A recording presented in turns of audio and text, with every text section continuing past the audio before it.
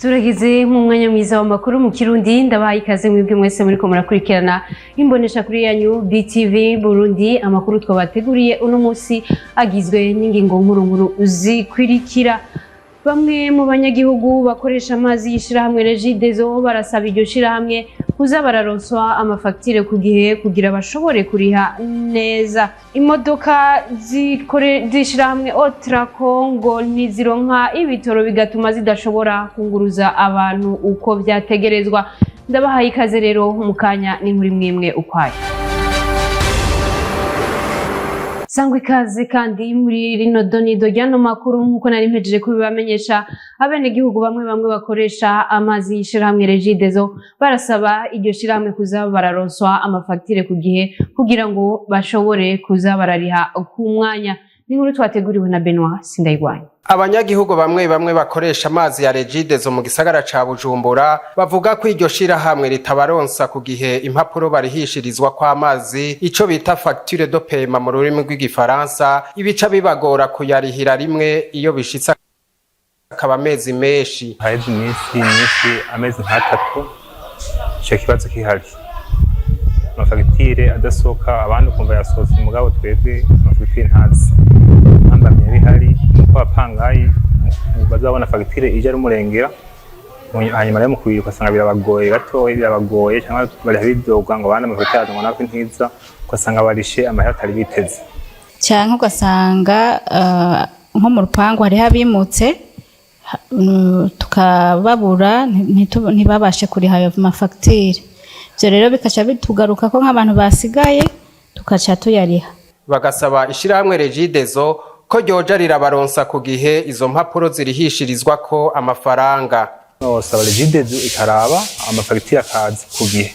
Amico twosaba nuko boduha fagitire buri kwezi, nivyo vyoroshe umuntu akariha ku mwanya. Abakozi b'iryo shirahamwe aho twabasanze bari mu bikorwa vya misi yose hano mu gisagara ca Bujumbura, bimwe mu vyo batubwiye bituma hahera umwanya muremure batarihisha harimwo nduguruye Twamugina, hari aho usanga ingo zabo zugaye canke bakankira abakozi b'ishirahamwe Regideso kwinjira, aho niyo tudasanze baramenye amakontere y'amazi bikatugora gufata ibiharuro n'ibindi. Tubandanya n'amakuru yo muri iryo shirahamwe Regideso nyuma yuko umuyobozi w'iryo shirahamwe amenyesheje ko ikibazo c'amazi kigiye gutorerwa inyishu mu makartier amwe agize uburengero bw'igisagara ca Bujumbura. Gushika n'ubu nta kirakogwa na cane muri quartier bita Berbe. N'inkuru twateguriwe na Ani Lohine Kankuze ariko aremenyereza hano.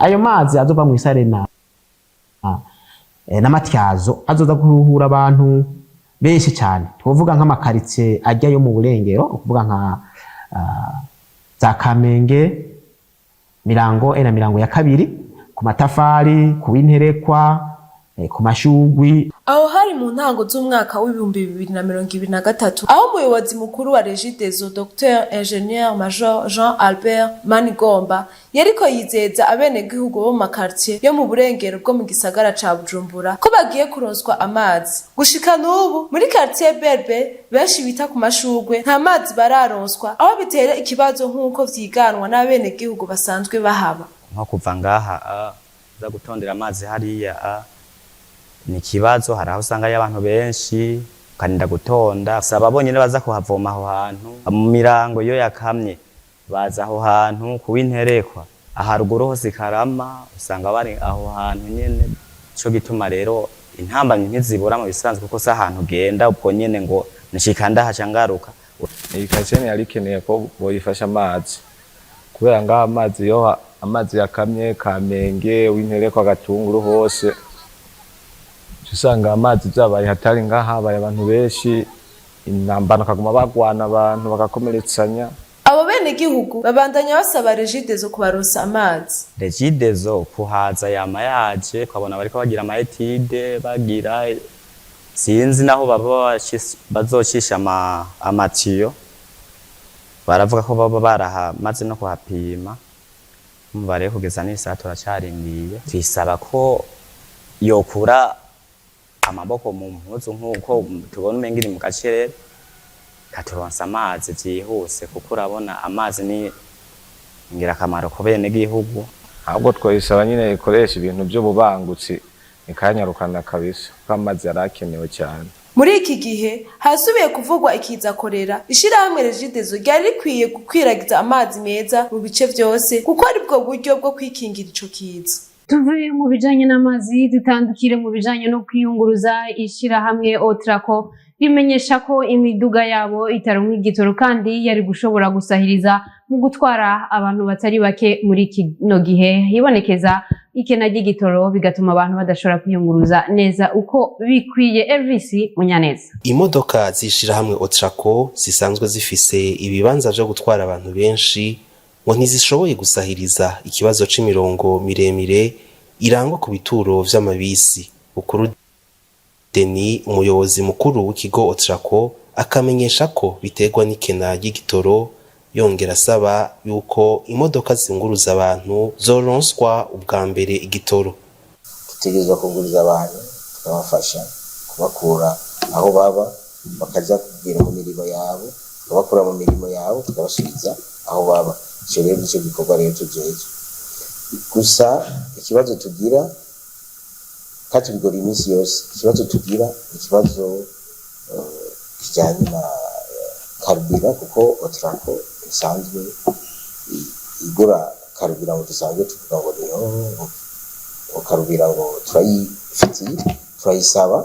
Igihe rero twayisabye ntituyironka haca haba ico kibazo cyo turarindira mu bandi nkavuga ko abandi bagira basaba karubira. Rero twebwe igihe hari kibonetse tugira prioritaire, cyaba prioritaire twace tukirongera naza ko ikibazo muri video cyo gabanuka. Ukuru Deni umuyobozi mukuru wa Otraco amenyesha ko hagiye kuboneka izindi modoka zishasha n'izishaje zisanzwe zisubirwamwo. Hari izishaje mugabo hari izo dusubiramo gusubira muri eta nziza zikabana zikora kuko murabibona harimo n'izigenda izija hanze, harimo izija muri Uganda ziziza amahera mu gihugu, hanyuma hakaza n'izija Kigoma. Izo numva nizo twasubiyemo. Izi modoka zari zicaye aho nyene zishaje ko turabiyumvira kuya tugira ama initiative turazikora zirasubira kuba muri eta nziza zashobora no kuja hanze kandi ntangora ifise abazemera. Ikindi nacyo tuba turakora ubu turi hariho isoko ya furniture y'imodoka tugomba tugure zishika nka 19 zizova zishika mu minsi ibiri.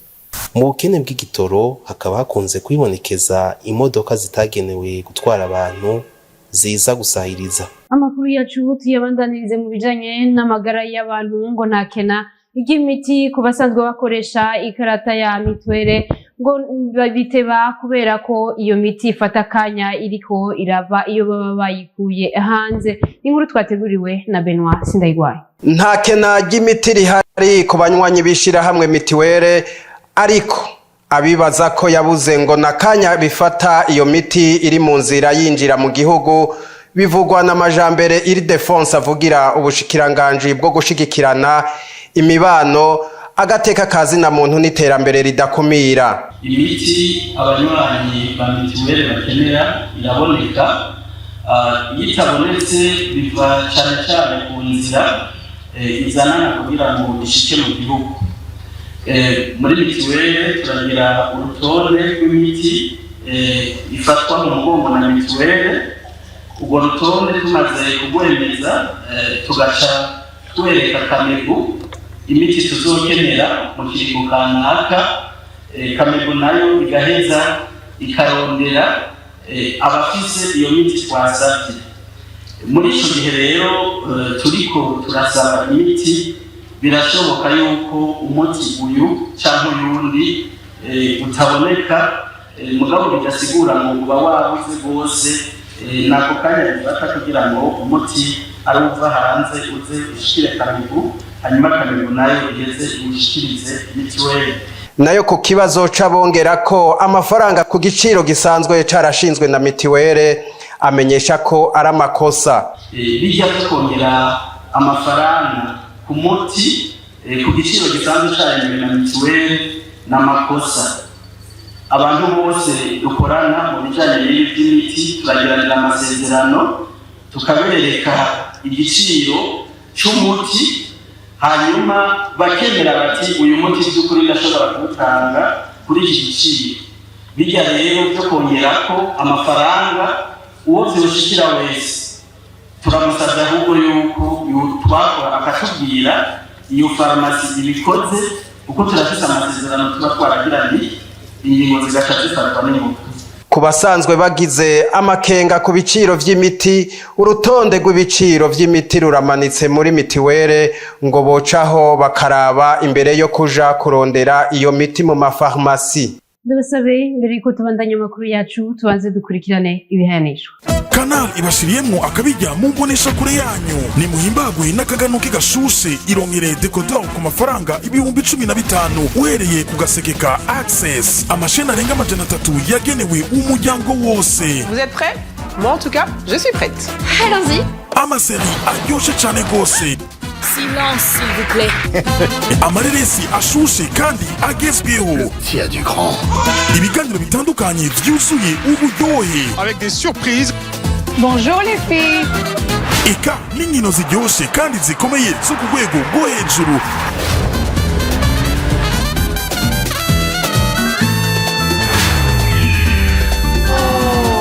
Ai!